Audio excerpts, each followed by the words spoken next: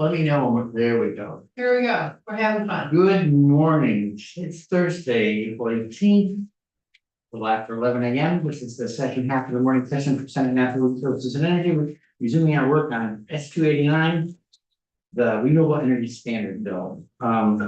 We have three more guests for the morning, and we'll start roughly 20 minutes, 15 minutes each to allow for a little Q&A time as well. So with that, go to Ms. Cohen on behalf of Vermont Electric Control Office. Thanks for introducing me to some of your team on Lineman Day. Yeah, it's a good reminder about what's important. The people who actually make the power get here. Right. Yeah. So for the record, Andrea Cohen, Vermont Electric Cooperatives, and as the chair was just indicating, today is National Mine Worker Appreciation Day, and we had some folks in the building, and it's really a privilege to work with them because we really appreciate they are out all hours, day and night, all weather, missing holidays, you know. When it really comes down to it, you know, keeping the lights on is our primary mission, and we take that very seriously. And those folks are the ones that they climb the poles, not me. So a lot of respect and appreciation for the work they do. I'm not pole climbing. I have not been adequately trained, and maybe it's past the time when I want to be. So thank you. I am here today because Rebecca Town, my CEO, is not able to be. She was on the study committee and actively worked with the committee chairs and the other participants to get to the point we are here today. And I'll just for the record say we are okay with where we are at today. It's a lot of work and effort on behalf of all the committee members. So Rebecca was closer to the conversations. I will speak very high level and briefly, really. If you don't recall, BEC is already carbon free. We went, our board is committed to 100% carbon free by 2023 and 100% renewable by 2030. Now, of course, there's a lot of the devil's in the details with a lot of these, as you know. So the last time I was here, we talked about the three-legged stool.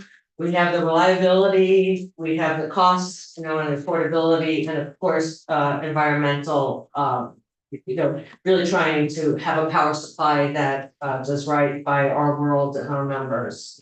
So carbon free is a very high priority for us. And of course, with all those things, there's a lot of tension and a lot of give and take. And you could do one of them really well at the sacrifice of the other. So I feel like what I wanted to report in today was this bill and where it's at is our team and our power supply team felt like we can continue to meet our mission of providing reliable, cost-effective green energy. And that's why we are supportive of the bill as written. Took a lot of work to get to this place. There was a lot of gives and gets. I'm sure you've heard in this committee, it's a sensitive balance, you know, and if things go a little in some direction, we might not be able to sit here and say we're okay with it, but as it stands right now, we are. We'll continue the conversation with you too. If this gets enacted and something's not feeling right, we'll come back and report back about how things are going. But for right now, we're comfortable with the bill. Sure, thank you. I think, you know, one of the things you taught us about your service territory is you have, I guess, the highest percentage of low-income Vermonters. I don't know if you call it low and moderate or how you classify it, but I know you're particularly cost sensitive. We were having, before you came to the room, a discussion about opportunities along the equity side of things. Right. Can you say a little something about how you look at equity and what 289 envision? So as a cooperative distribution utility, we really look on behalf of all of our members. And so you'll hear us talk a lot about cost shifts, like we've been in plenty talking about net metering cost shift, like that's where we push back. We have out of the energy burden report that Efficiency Vermont produces, we have 6 out of the top 10 towns with the highest energy burden. 45% of our members are on fixed incomes. So we really we care a lot about that and we work really hard. Our low income strategy is to keep everybody's rates down because of that demographic that we have. And as you know, by definition, electric rates are regressive. And so, our approach to community solar, for example, was we have probably like 8 megawatts of community solar that any of our members, can participate in, but everything we do is on behalf of all of our members. So when we procure renewable energy, that's for all of our members. You do not need to have panels on your own roof. If you want to, great. You don't want to pay more than the value. So that's when we get in those discussions about, how much we should pay for net metering, because when we go out to bid for renewable energy for our community solar, for instance, we get very competitive deals. So this bill actually will let us continue to procure in a competitive way on behalf of all of our members. Did you say DT's already 100% carbon free or people use different measures, so I think. 100% carbon free, and of course, that environmental attributes are Sure. You Play. have some nuclear in your mix. right. Yeah, great. Well, thanks for that. Any questions for Ms. All right, thank you. Nice to see you. You too, Good luck in the full climate contest. I'm on it. Please pass on our gratitude to them. Thank you. Yes. I will. With that, Mr. Johnson. Good morning. Good morning. Here's what I'm trying to do. I have a presentation. Yeah, you're waiting for me, I'm sorry. That's okay. You need me to just. While we're one waiting more for that, Mr. Chairman, committee, it's good to see you. First time testifying this, actually, maybe the first time this session. Yeah. I started testifying in 1987, so it's not my first time ever, first time this session. For the record, my name is Carrick Johnson with Vermont Electric Power Company. I've been with the company off and on, I guess I would say about 14 years. Two things we like to say about Velco. One is our governance and the other is our financial structure. First out with our governance, we're owned by 17 distribution utilities and a public benefits corporation, which is a unique creature in the United States that has compounded its Vermont style uniqueness in our financial structure in that we're a for-profit. However, our financial structure, between a combination of our bylaws and regulatory requirements, the profits we make as a for-profit, and determined by FERC, go back for our distribution utility owners. But they are required to credit those revenues to their customers. So said another way, we make $1 in profit, every single grid connected customer in the state benefits. What you'll hear, so when you give me the thumbs up like that, Jude, does that mean I should start sharing my screen? Yes. Just to make sure of that.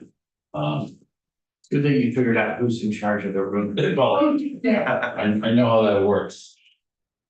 I'll say that, it's working really good, so I'm just gonna do what I do. So I'll say that you have, and Jude has the deck. With regards to the legislation in particular, Velco's position, and I should also introduce Shana Loisel, our Director of Legislative Affairs and Communications. Shana was the one that participated in an incredible job in the Summer Study Committee and did the work. Shana would be here, but for honestly in this chair, but for the nature of what I'm going to speak about. I'll just say two quick things about the bill itself, and then hopefully it's helpful, Mr. Chairman, and to the rest of the committee to provide some context on why, in some respects, I think it's consistent with what you heard from the department about concerns about affordability and the like, but a little bit different, take it from a little bit different perspective. And I'm actually, we think it's a good idea that there's placeholders to come back and revisit some of these issues because we're going to need to stay nimble. Because you'll hear a couple of things that are happening, and Vermont's not alone in this energy transformation, obviously, but there are direct financial affordability impacts, as we heard Andrea talk about. Same thing for us. If you think about our board of directors, it's like the energy kitchen table for Vermont. So the issue of equity and affordability is incredibly important for us, though. The way our customer owners look to us, what are we responsible for? Reliability, making sure we keep the transmission grid reliable. So out of the work, and this happens concurrent, this legislation happens concurrent with our Vermont Long Range Transmission Plan. We do it every 3 years, you may have heard that. I think you presented last year. too. Yeah, I think that was the foreshadow, because it's every 3 years. Yes. Well, that plan came into being, and we're just about ready under Shana's leadership. We'll be delivering that, and our planner Hans President, you may recall, under really his team's work. And there's a few takeaways. And this is, I think, the intersection, the nexus between that work and this legislation in particular is, okay, what does the cost look like for the transmission system to accommodate additional in-state renewables? There are incredible variables for that. Having precision on the cost for this measure and comparing that to what the bigger plate tectonics we're aware of, that's why we resisted. We built a whole new relationship with the legislative council and developing the fiscal note, a relationship we hadn't had before with Joyce, so that was excellent. But we resisted nailing down a specific number and cost impact because for the simple reason we could not give an accurate number because of the things in play. So those are the things we're going to talk about. However, there are things within our control. One is the siting of generation. One of the key takeaways for us, again, from our perspective as a transmission reliability owned by the utilities is, can we just be smarter about where we locate additional in-state generation? There's places that can host more in-state generation. There's places essentially that are full. You go to places, I mean, we understand, right? It's land prices and the like, and there's other things that drive those decisions. But where we can affect those siting decisions ultimately leads to more affordable, more reliable energy.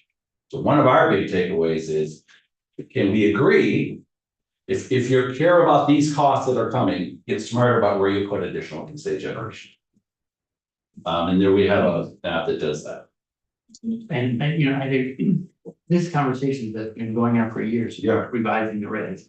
There was at one point of the conversation, part of the discussion was, is Vermont an early mover and are there any advantages to that? I don't know if that, I don't want to preempt anything, but I don't know if there's any, Early movers as to how, Mr. Schumer. in terms of like reshaping the portfolio, finding contracts, designing before, the rest of New England had moved. And I don't know if the conversations have been prolonged enough that there's no early mover component anymore. I don't know.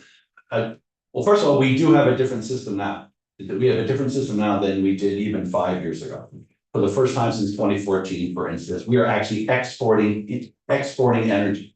That hasn't happened since Vermont Yankee went away.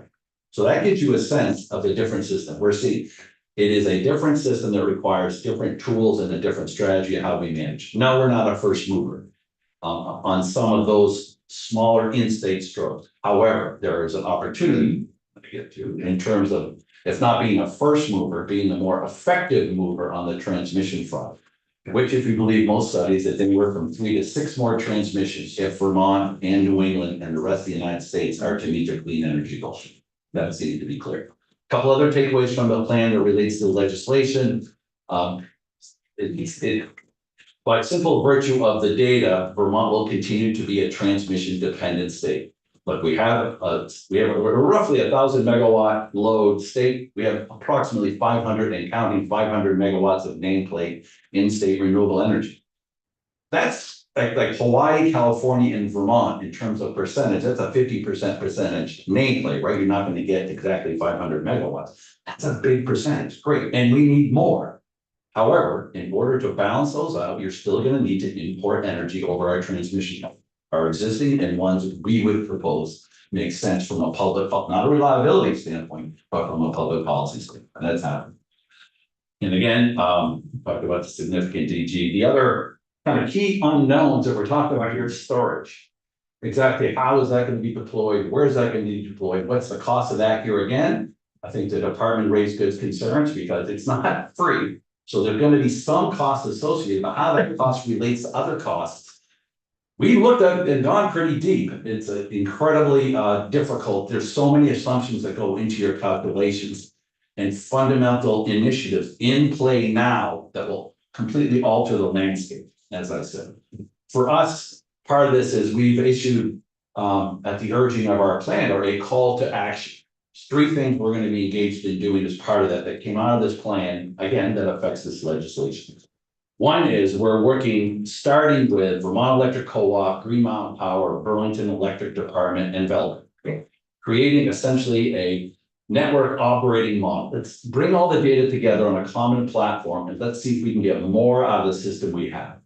Before we build anything, we should be seeking to get more out of the system we got, because there's waste in the existing system. There's capabilities we're not fully leveraging. But now that we have these digital technologies, certain software products, we can leverage that better. We can make it more reliable and more cost effective. And that's kind of like, you always think of efficiency as the first order of business. That's the first order of business in this, in aggregate, higher level, higher voltage context. Share the information we need to better understand what's happening on the system. So is this like system control and data acquisition? That's what we're talking about. That is, I'm just reacting to you'll hear. I always react to the word control, because the system you're talking about is primarily where each individual distribution utility that has data, not every distribution utility in Vermont has it, and Velco has that system. That's behind a firewall, that's the stuff you don't want bad actors and criminals to get access to, that's that. This is outside of the firewall, sharing data to say, oh, that's what's on that circuit. When the clouds come up, now we have a better understanding of there's this amount of solar, that's what's connected. We're doing that in part because we have to.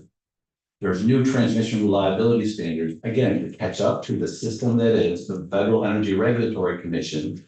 They essentially deputized what's called the North American Reliability Corporation, NERC. They set the grid operation standards, and they have said transmission companies need to have a better vision, better understanding of what's connected at the distribution grid level. We're transmission, but we have to know what's connected because it's in aggregate, it's having a bigger impact. We can just do that, just straight, simple, just send us some kind of PDF, some kind of file, or we can do it in the way we chose to do that, in a way that provides value to each of the participating customers. There's great value we can unearth in doing that, and we need that kind of distribution, transmission, collaboration. That's where we do our best work. And we need to now, given the challenge we have before us, both to keep things affordable and to continue the march on clean energy. So that's that. So you're like, Thank you, Mr. Chair, and I have your presentation pulled up, so Sure. you go over the technology that you're describing in the presentation, which is very helpful. This is the GETS, We'll what get is this? Thank you. You could call it that. It's not strictly speaking under that category of grid enhancing technologies. It is a grid enhancing technology. It's even broader. I think the way to think of it is that would produce information from and take data, curate that data and provide information such that you could use a grid enhancing technology. So it's like the step before the, Correct. Oh. Foundational stuff. okay, that answered my question. Okay. It's called the VX platform. It's sort of a state replication of what's going on at the ISO New England level. So there's a lot of lessons there. And having just come from an event in DC, this approach, there's only 3 other places in the country are doing this. They're recognizing the power of this approach. It takes trust and relationships and willingness to collaborate. And I think we've gotten there.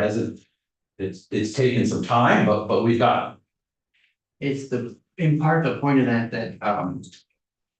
because it's been more of a one-way flow, I don't know even bring you transmitting power in as opposed to us on occasion transporting power out. Your system's becoming much more dynamic, so you need to better understand what's underneath that's creating that dynamic relationship. Yes, and also since there has been the retirement of the power sources we grew up with, single station, as you're going monodirectional, here we go, a lot of those are gone. And it's been replaced by cleaner, but more retail sources of energy.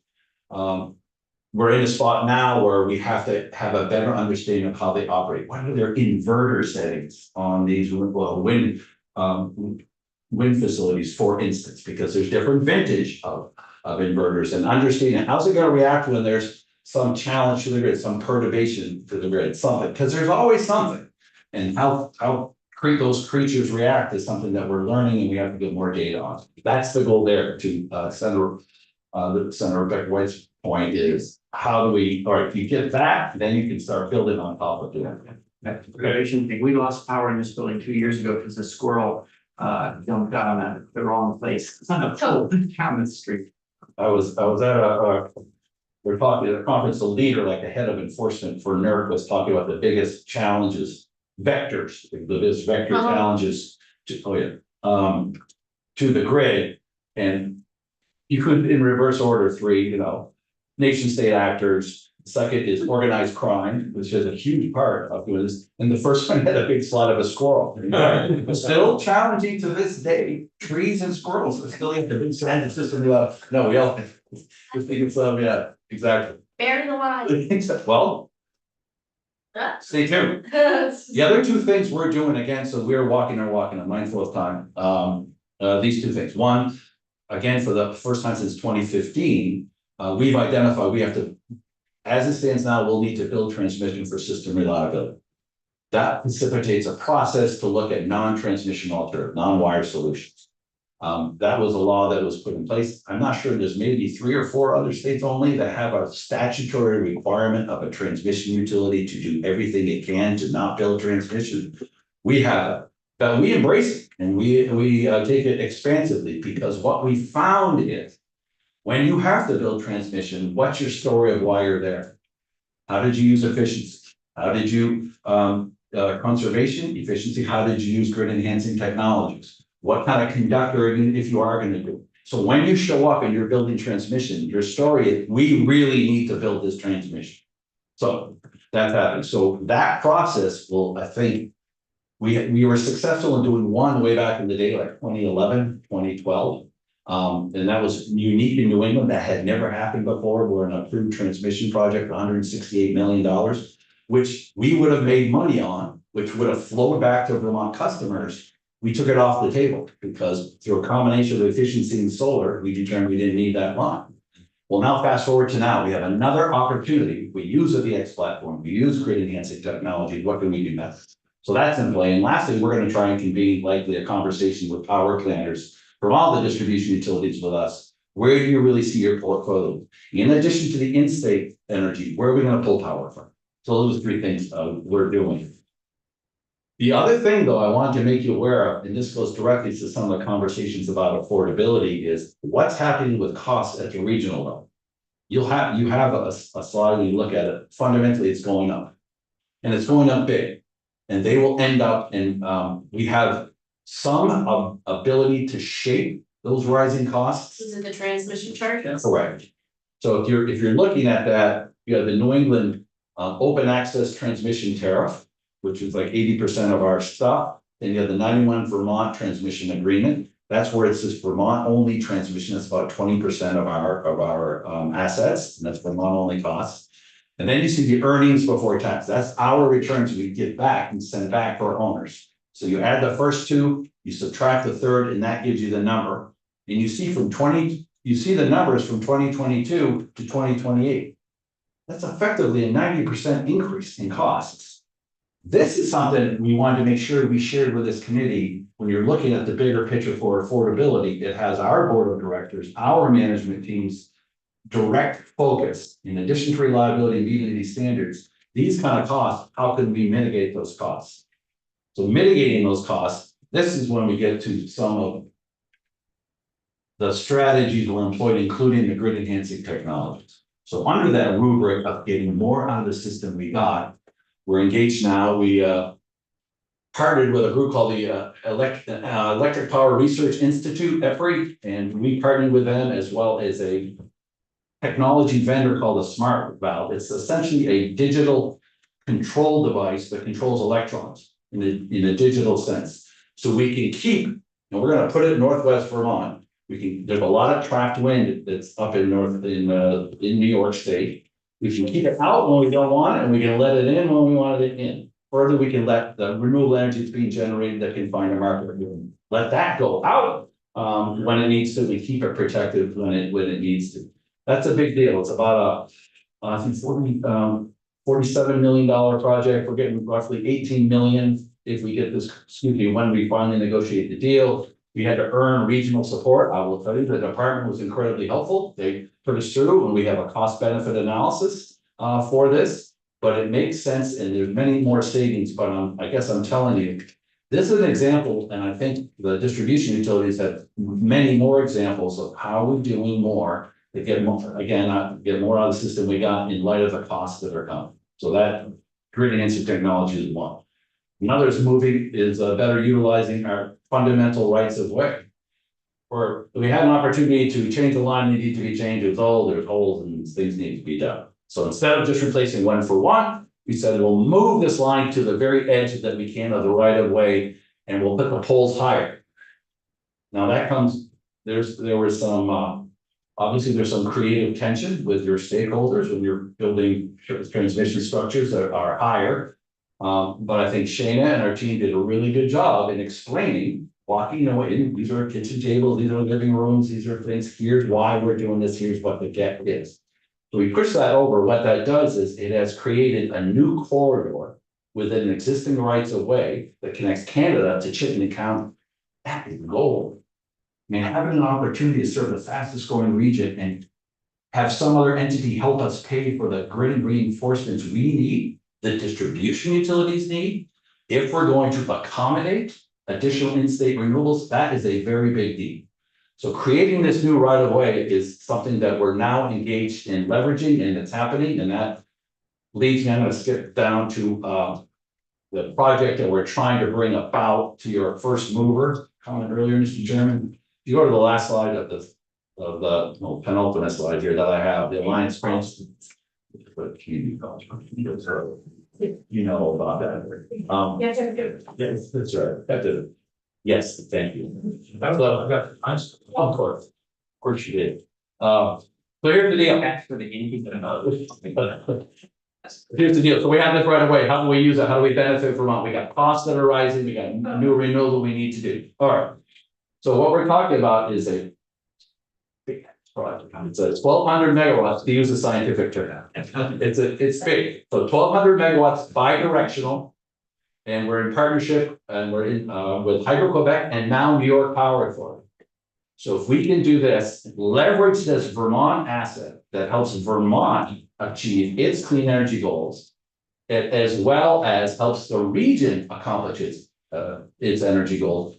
I don't think it's humorous to think our building, especially given our financial model, our costs are lower than any other transmission builder in New England.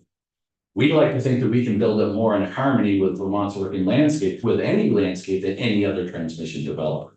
So who would you rather have to do it? It's gonna meet, Vermont's gonna have to get that energy from somewhere. We'd rather have it get it from us and provide benefit to our distribution utility owners. That's the value of pursuing this project if we can get it. Long way to go for this one, but there's been no showstoppers thus far. Interestingly, and love to have come testify, I mean, it's not this session, but hey. Next, we're partnering, you can see it on a slide with a company called Grid United, Houston-based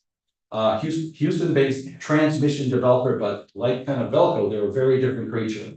Their founder identifies areas where he and his wife want to make a difference. So their three areas are prescription drug reform, sentencing reform, and climate. And they identified transmission as the key stumbling block to accomplishing climate goals. They're funding the development work, so there's no taking. So that's that. So I hope you enjoy my comments. And lastly, just quickly, thanks. One last thing. The New England Clean Power Link, you know, it's been around since 2014, but that project is alive. Apparently, I don't think I'm sharing, don't tell Lou. Years on your committee, there've been quite a few flavors of projects. Okay, as it's gone down, which one? There is a slide, New England Clean Power Link, down underneath, buried in underwater Lake Champlain, buried along state highways. And it connects to a Velco substation in Vermont. Ludlow. Very good, yes. I didn't know this one. Yes. Okay. That project, again, these are, billion-dollar, multi-billion-dollar project. They got a green light from the feds, from the Department of Energy to do a full grip application. That full grip application, credit the department, they're the ones that sponsored that full application. They just submitted it yesterday. That project is alive. This project we're doing is alive. So when you think about, that's the context for this legislation as we look at it. Okay, there's gonna be this stuff. Costs are coming, big projects in the system reinforcements. that will accompany, be driven by either one or both of these projects will fundamentally alter the landscape of cost, what's built and who paid for it. Our hope is that we can export the cost for those grid reinforcements will need to accommodate more in-state renewable. The 1,200 megawatt right of way project into Chittenden County. Is that going to offer any relief to Shion or the neighborhood next to the neighborhood, but not the neighborhood? Great question. So one, the Franklin County Line Upgrade Project, that's the project we're moving to the edge of the right of way. That's estimated to give an additional 20 megawatts of relief there. There's two other initiatives. We don't have control over two other initiatives that are in play that will further raise the ceiling. Which again, you know, many people like, but not everyone likes, but will raise the ceiling for additional in-state renewable location there. It's more speculative, the Alliance transmission and what we're doing. That one's more speculative as the impact, but there is relief coming now. I think we start construction in 26 on the Franklin County upgrade, the net of which will be again a 20 to 30 megawatt gap. Okay, thank you very much. Good to see you. Great to see you. Pleasure. Good luck. Thank you for your service. Right, and with that, we'll go to Ms. Morgan. Oh, right. You're batting cleanup. I know. Very awesome. Support from that board. Supposed to be in here. It's It's confusing. I know, It's oriented. you know, I never played any sports, I don't even know what I'm talking. I think it's good, although I also wasn't a sport person, so I'm wrong for that. For the record, Candace Morgan from Green Mountain Power, thank you for having us today, and also as similar to Andrea, we had some of our crews here this morning too for Line Worker Appreciation Day, which was great to get folks you know, into the building a little bit and to be recognized on the House floor. I appreciate all of the support that I hear from many of you during some of those really tough storms, and when you all are very well aware of that job and sort of what that looks like running and working in a utility. And so I appreciate the support from this body. Thanks for sending out those updates. Yeah, We have better, Good. we have better weather information. Yeah. Good, I'm glad they're helpful. I wish we didn't have to send them out because it means that we're in the middle of a major storm event, but as we have talked about with you all, when I was here with my colleague Mike Burke, obviously it's a big focus for Green Mountain Power in terms of how we deploy resiliency measures to all of our customers through a combination of undergrounding and storm hardening, energy storage, and so that was a great opportunity to talk about that. On a totally different topic, here today to talk about H289, I guess not totally different, slightly related in some parts. Similar to what Andrea outlined, you know, I was a member of the legislative working group this summer and fall, and so appreciated the good work that happened in that space and the opportunity to I think really hear from the folks where they were at, and also come to some understanding about how to move forward with a res update. And so the bill that came over to you all from the House is pretty consistent with what that framework that came out of that working group reflected, and we are comfortable with the bill that came over for the House because it does reflect some of the key points for Green Mountain Power, and I think also for some of the other utilities and others as well. And so a couple things that I wanted to just mention. I think there's obviously been some discussion around community solar and some of the changes potentially around net metering. I think the bill as passed the House is even stronger than maybe what the original framework had been, because it does set forward a clear path for how we're going to come and work through some of the ongoing procurement programs that we'll want to see. And so there's going to be time next legislative session to reflect that work and make a change before things go away. So I think that that's a helpful reminder. In terms of GMP and the work that we're doing ongoing related to this, we are similarly, as some of the other utilities, working on the Affordable Community Renewable Energy, or ACRE program, which was directed by this legislature through some ARPA funding to help deploy renewables and connect them with income qualified customers. So that is making good progress, and we're hopeful that we'll be able to start enrolling people before too much longer in that space. We also had a tariff approved, oh, yeah, sorry, yep, In acre, yep, which I think heard as an acronym before, is that the same as the $10 million? Okay. yes. That's huge. Yep. That's right, and then also, we had, a tariff approved to launch what we had called a shared solar program that would have the opportunity to take advantage of some of the, some of the Inflation Reduction Act tax credits that are targeted at, renewable energy projects that are, serving low income folks as well, and so that has taken a little bit longer to stand up just because you have to deal with the IRS and the Department of Energy at a federal level. But we're hopeful that some of those projects will be coming online as well soon, and so that is also another opportunity for us to connect income qualified customers with bill reductions related to the project that they're connected with as well. And can you give us just an idea of the scope of that in terms of number of customers, number of dollars or something? Sure, I will wanna get back to you, because I think it is, the shared solar is definitely dependent on, there's a certain number of credits available throughout the country, and so it's based on which projects Vermont might have in the works that would qualify, so some of it is dependent on where those allocations happen, but I'm happy to follow up based on what we've been hearing from the IRS on exactly how many of those projects might be able to be built in Vermont. And then, just on an ongoing basis as well, we do have our energy assistance program, which provides a discount for customers and households that are at or below 185% of the federal poverty level. The 25% discount on the monthly charges for the energy they use. And we partner with the Department for Children and Families, and recently have moved into a more of an auto enrollment method there for, so when folks apply for seasonal fuel assistance or some of the other programs that DCF administers, and they're automatically enrolled in our EAP, which is a really helpful aspect for folks that are qualifying for some of those other programs as well. And we have seen a good increase since we implemented that over the last 18 months.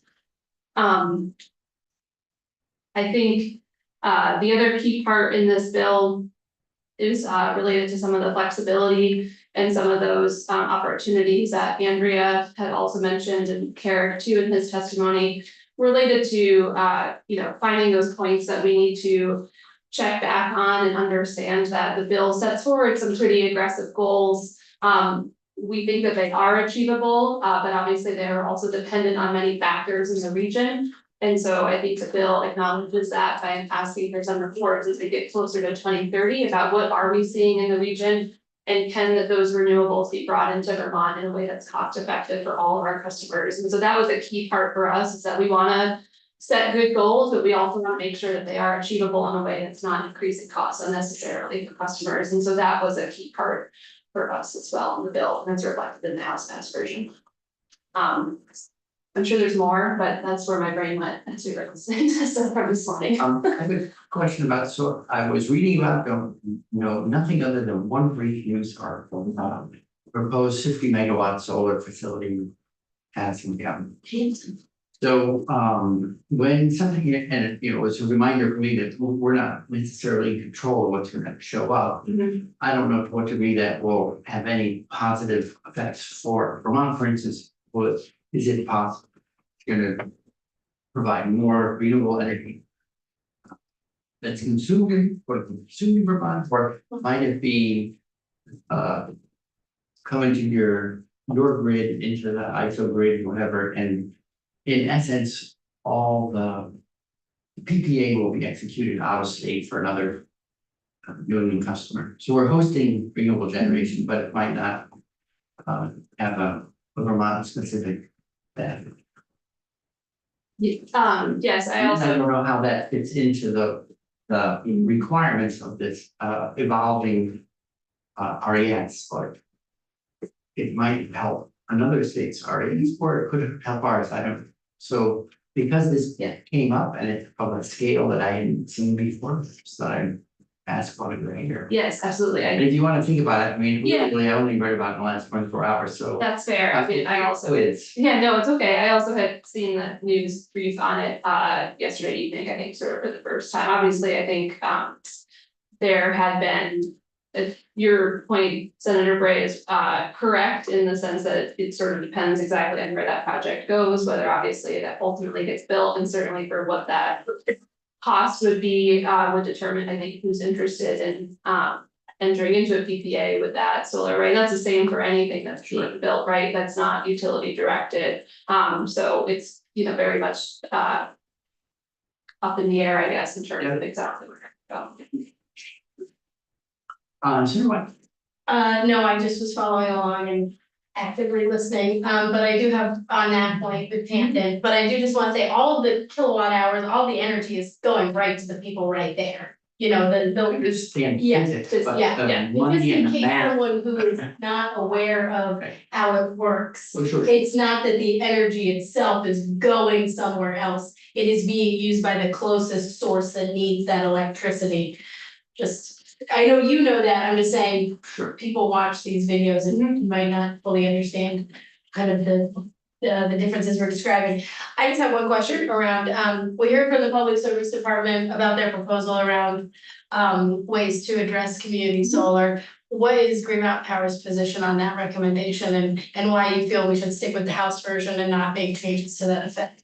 Yeah, I would also welcome you to hear from some other utilities too. I think that that has certainly been part of the discussion in terms of what that would actually look like for folks that are already 100% or not. I think that has also been part of the conversation.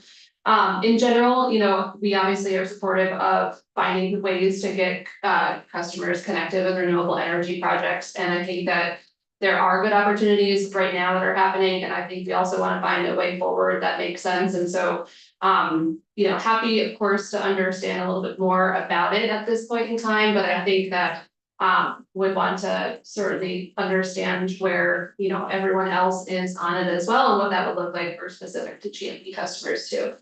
So essentially, so I can understand kind of the argument why, because for me personally, I think I've made my position known around community solar. And I really appreciate how Green Mountain Power has been so innovative on this topic in the past. At both in the state and nationally. I am concerned that there is an argument being made that potentially the cost of community solar is too burdensome for utilities. And that is kind of the main reasoning why proposals to continue the type of proof net metering is being kind of, let's not do it this year. And it seems like the argument that I'm hearing from the utilities, like the most generous argument I'm hearing, because I want to get to yes on this bill, is that you feel as a utility, or generally the utilities collectively feel that they can better put forward community solar array projects to have their users take advantage of that, versus having individual developers be the ones who are putting forward those proposals. Is that the right way to think about that argument, or to kind of understand what the? Sure, I think a little bit, yes. I think that more importantly, the group net metering that the bill is proposing to eliminate going forward. It's really about what that the cost and incentive structure is for some of those projects that shift cost to the customers that are not able to participate, right? And as a result of that, I think there are some appropriate limitations that have been put in this type of arrays as well. But I think in general, we actually see it as a little bit of a limiting program, because something like an acre or something like a shared solar or other, future procurement programs to come will actually be able to connect, I think, more customers with those types of local renewable energy projects and provide a direct benefit to them as well, but without shifting costs to some of the other customers. Do you think there should be, so I can agree with that, I think that's a great point.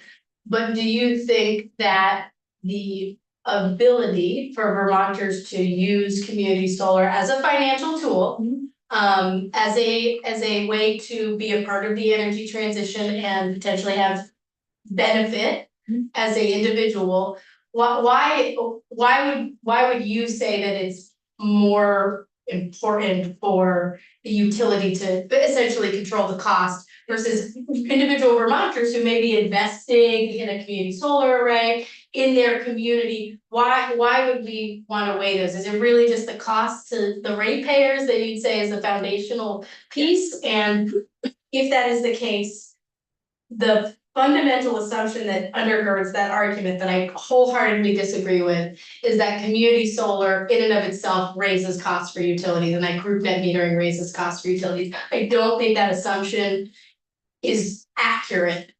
However, I'm willing to be convinced otherwise. So do you have information that shows how group net metering costs utilities money? Yes, I mean, so we, certainly, because of the way that the net metering program works and the way the compensation structure is designed, like, we have to procure that power that's been built at a higher rate than if we were to install a similar type project ourselves. Yeah. Our best estimate, and of course, it's all an estimate, so I realize we're in tricky space whenever we start putting numbers out there, but that the elimination of that type of program in terms of just the cost, structure, not getting rid of community solar, because I think I hope you've heard, we want to continue to do that and make it even more robust than it has been right now. But the group net metering portion and just sort of the way that the cost works is about a $40 million reduction in power supply costs going forward, as those projects would not be built in the same way that they would be if we were to continue that program today over the next 10 to 12 years. So it's not, I know in the grand scheme of life, it's not a maybe a huge number in terms of our overall power supply budget, but it is, it is not insignificant in terms of what that is doing for all of our other customers. So happy to talk about it more for sure, and I'm definitely not the immediate expert on power supply costs and how it all works. But I think that there are limitations to group net metering. Then there are also the costs, and I think if we can work together to find a path forward on something, I think that that will be better for both participating customers and not participating customers. And would the utility be open? So one group that we haven't really discussed, is again, I'm trying to get to yes on this bill. Is I worked with many customers who the family members A live in a lovely house on Hazen Street. Family members B live on a lovely house on Union Street. Union Street, full solar, metal standing seam roof. Great spot. Family A and family B agree that they would like to group net meter. Family B has the much better sunnier spot. They put a larger solar array on their roof. Family A fully treed in. They would have to cut trees to go solar. That arrangement is so Vermont, like that is like what we're talking about when we talk about people having access to renewable energy. It's that shared resource directly connected to a person at their home and potentially with a nearby homeowner. Why does that cost so much more? Why does that add up to the $50 million?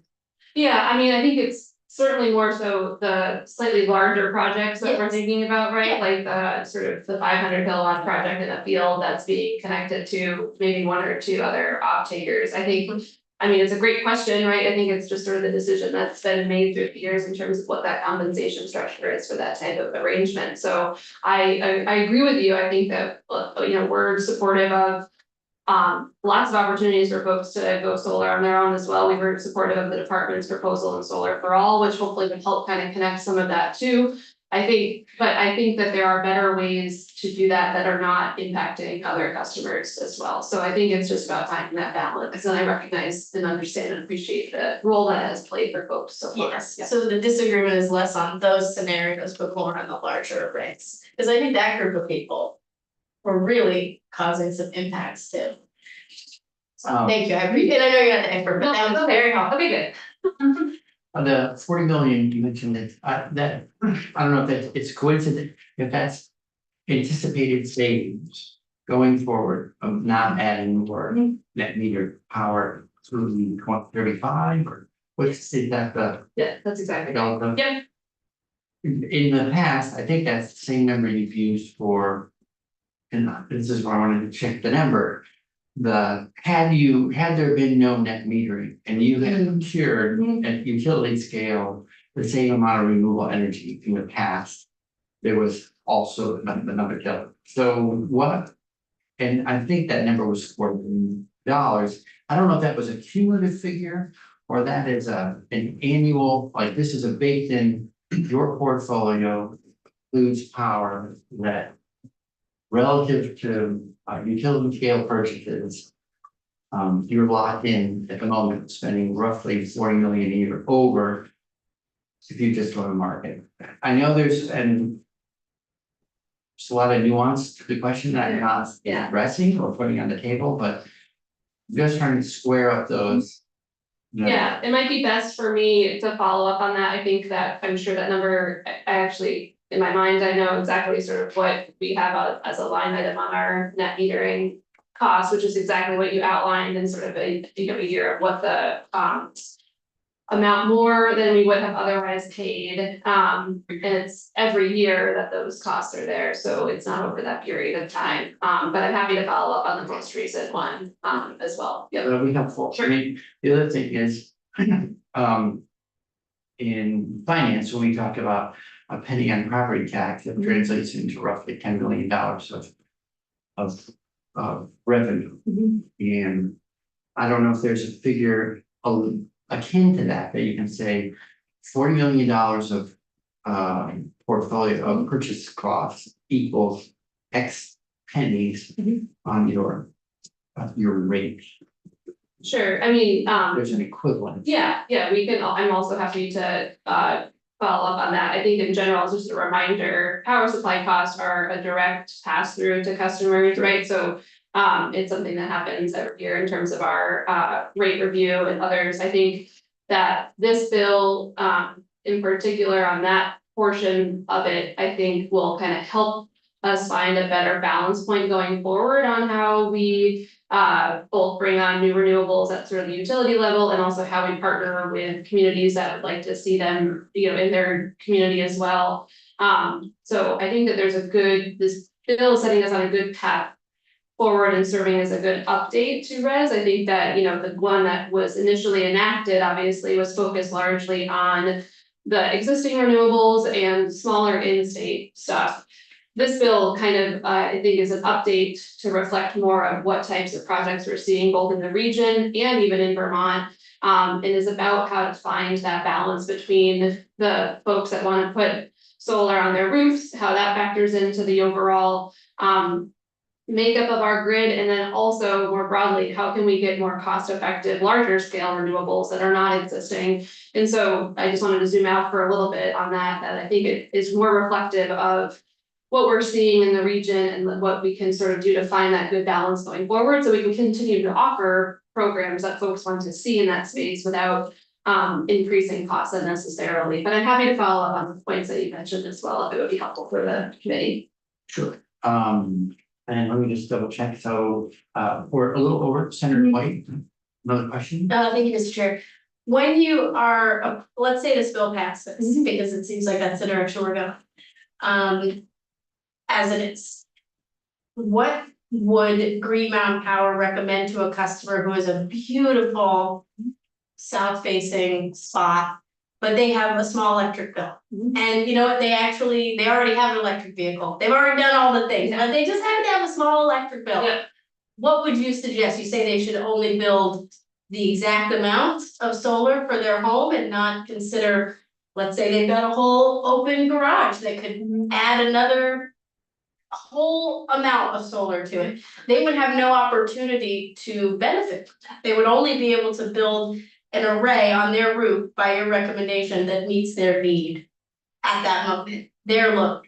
But their neighbor, again, is covered in trees, or apologies, not their neighbor, 2 door down, their, not a butter, is in that situation. What is Green Mountain Power doing or recommending in that instance to support customers in situations like that? Yeah, I mean, I think that, as you said, obviously, if it's an immediate neighbor, certainly there's already that opportunity. I think it would be hard to see someone that has a small electric bill who also has an EV and is charging at home at any point in time, but I understand the point there. I think that, you know, I would want to, I think the other part I wanted to mention is that obviously a lot of this work is also being done with the local developers and sort of what their recommendations are for folks too in this space. I think that it is about wanting to find that good balance between what somebody is using on site and how we're shifting costs to others. So I think in that scenario, having it tied to load is certainly, what where we're Okay. heading, yeah. But do you think that could lead to us using locations that aren't roofs? As a fallback? It basically pushes us into that situation. Yeah, I mean, potentially, I think that this bill as passed the House, provides for, additional opportunities to look at other types of resources as well that are not just immediately in Vermont, right, that are regional in nature too, so there's obviously some of the tier 4, I think, or what had been called like a 1A, the larger newer renewables and stuff are not necessarily here in Vermont specifically, they could be, but they don't have to necessarily be, but I think the broader question that you bring up is part of what the sort of ongoing procurement programs that like we wanted to talk about and think through, and that's part of what the study I think is meant to capture as a way to find what those programs are gonna look like going forward too. Yeah. Thank you very much. Thank you, everyone. We've gone a little over, thanks for the communications.